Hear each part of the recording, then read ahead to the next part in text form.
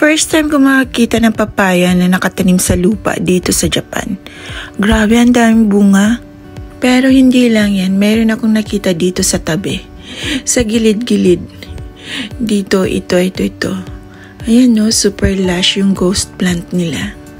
By the way guys, andito kami ngayon sa Saitama Ken, at meron kami kasing gustong puntahan na event, kaso lang maaga pa kaya hindi pa kami pwedeng pumasok doon mismo sa lugar na may event, kaya andito kami sa gilid-gilid pagala-gala hanggang nakita namin itong ilang puno ng papaya. Maliit lang yung puno guys, pero grabe, na-amaze kami dahil sa sobrang andaming bunga.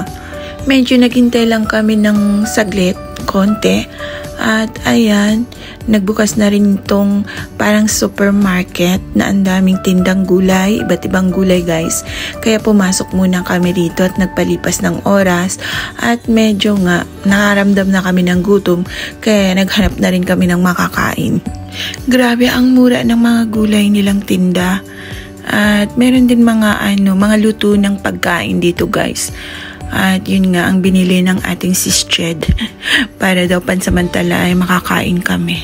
Ayan, paikot-ikot lang kami dito hanggat hindi pa kami pwedeng pumunta doon sa event mismo, para naman ay hindi kami mainip sa gilid ng kalsada sa paghihintay. Nakapila kasi doon guys, tapos ang init-init, wala kaming dalang upuan, kaya umalis muna kami doon sa pila at dito kami napadpad.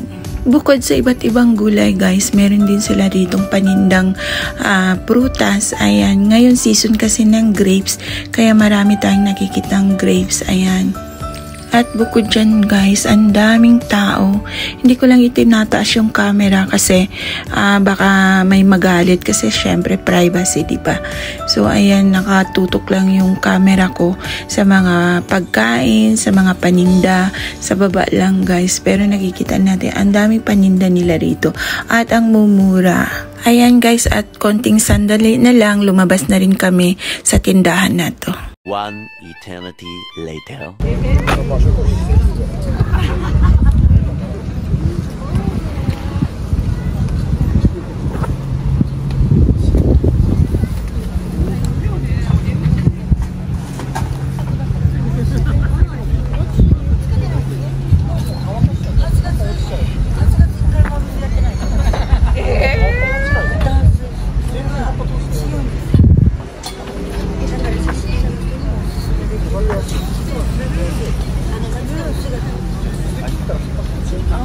Ched, si Halo. Ayun na sa baba. Si Halo. May green fire din.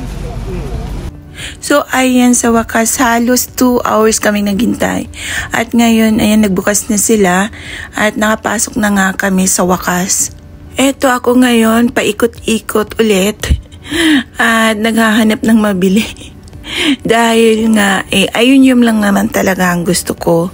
Yun lang din naman ang pinunta ko dito. Kaya ayan, pupuntahan ko ngayon yung tindahan ng mga ayuniums.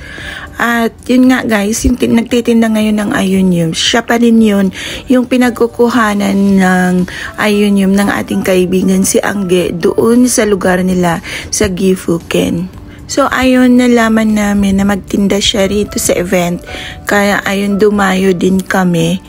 Kasama ko si Sis Ched. At ito na nga guys, ito yung mga paninda niya. Bukod guys sa ayuniums, ayan, meron din siyang dalang mga sedam at echeveria. Ayan, pumipili kami dyan ngayon kung anong wala pa kami or anong maganda. Ito naman mga paninda niyang pots. Parang original na homemade gawa. Ayan, tindahan niya guys. Ayan ang pangalan ng tindahan niya. Meron din siya sa Instagram. So, ayan yung display na ayunium. Sobrang laki niya guys. Hindi ko lang alam kung for sale siya or display lang niya ni Mama. Dito naman tayo sa mga small sizes at regular sizes. Hindi ko alam kung ano pang wala ako sa bahay. Kaya tumingin-tingin lang ako. Ang daming magaganda. Napaka-healthy ng mga ayuniums na to. Ayan, nalilito ako kung ano ang uunahin kong damputin. Meron din siya rito, si Vortex. Ayan, at sino pa ba? Si Destiny. At yung bago ngayon guys na si Halo. Ayan, dyan ka makakabili ng mga bagong Simporium. Ayan, ang dami, ang gaganda, ang lalaki. Kaya ang hirap magdesisyon guys kung anong dadamputin mo. Wala pa kaanong customer, ako pa lang ang nandito paikot-ikot. Halos hindi na ako lumalayo dito guys, tingin pa rin ako ng tingin. Dahil nagagandahan pa rin ako sa kanila kahit meron na ako sa bahay. Meron akong iilan na nasa bahay, pero ewan ko ba, gandang-ganda pa rin talaga ako sa mga ioniums, lalong-lalo na kapag mga nakikita mo sobrang healthy. Ayun guys, habang nag-ice cream ako, nakatingin ako rito sa mga air plants na to. Hindi ko akalain na ganun pala sila kamahal. At tingnan nyo guys, ang daming bumibili. Naisip ko lang, siguro parang ioniums din siya na kapag rare, ganun, mahal. Kasi nagulat din ako sa presyohan eh. Ang dami ding bumibili, ang dami rin pala siguro nag-aalaga ng air plants, ano. So pagkatapos kong kumain ng ice cream guys, eto, gumala na naman ako. Nandito tayo ngayon sa mga Echeverria. Tingin-tingin kung merong magugustuhan. At hinahanap ko yung mga cluster na, pero walang ganun kasi. Kaya meron akong nabiling Echeverria, ilang peraso lang. Dito naman guys, yung mga parang nagmamahal.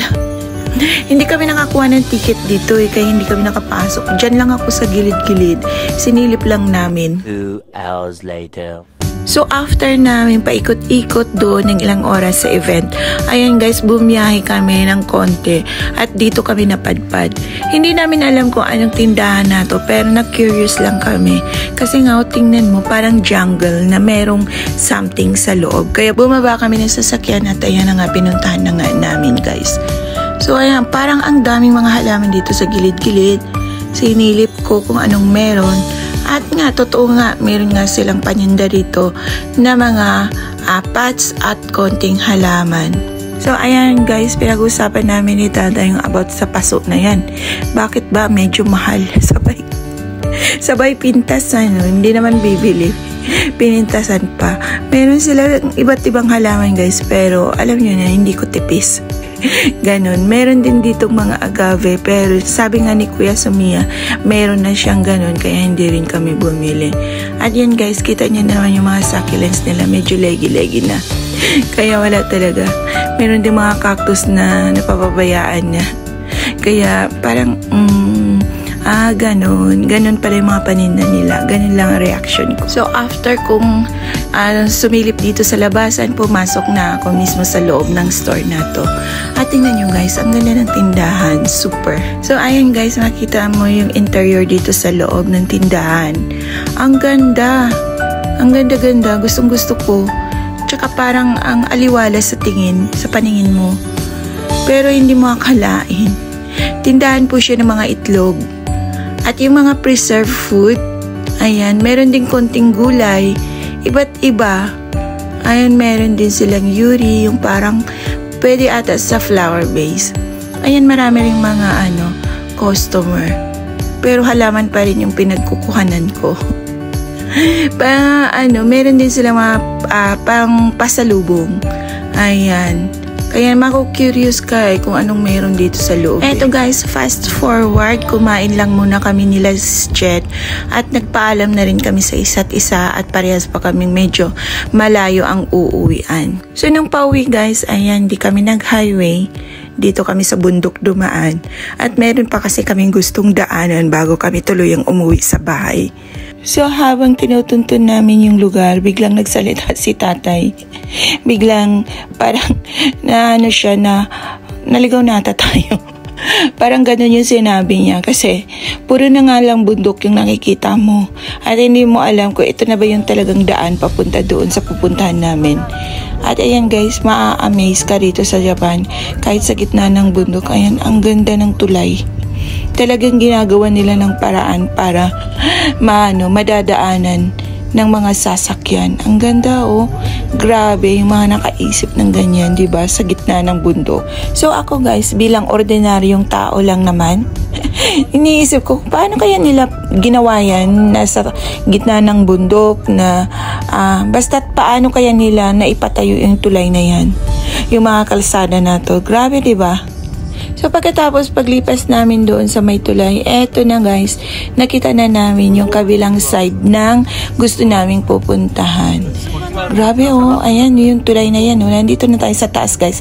Ayan na guys, ito na yung tinatakbuhan natin na tulay na nakikita natin kanina sa baba.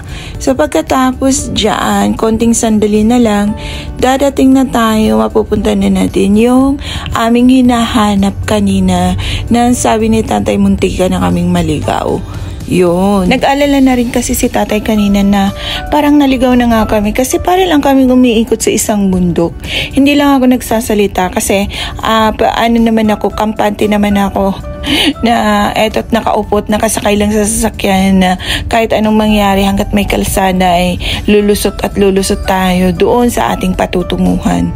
Pero nag-alala na rin talaga siya kasi kanina pa kami tumatakbo, parang hindi kami umaalis doon sa iniikutan namin. So sabi niya, naligaw na ata tayo. Ganyan talaga siguro guys kapag bundok yung dinadaanan mo kasi puro puno lang yung mga nakikita mo, hindi kagaya kapag nasa city ka. Iba't ibang mga buildings na makikita mo, maganda ang view. Eto naman tayo sa loob ng tunnel guys. Ayan, parang safety na safety talaga. Magaling silang gumawa. Biruin mo, sa gitna ng bundok guys, bubutasan nila yan, lalagyan ng tunnel. At ayan na, kahit ilang sasakyan at kahit sino ka man, pwede ka lang dumaan dyan. So, eto na nga tayo guys, nakarating na rin tayo sa wakas. Sa ilang beses tayong nakaisip na naligaw na ata tayo. Ayan. Andito na tayo at magpa-parking lang tayo sandali at bababa tayo ng sasakyan. Oh, sugoy siyang. Ha? Ako. Kuwa.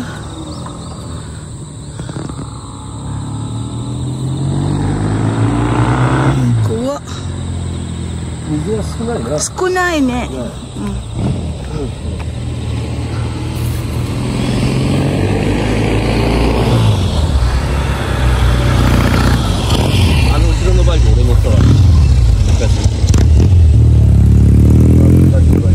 Sugo.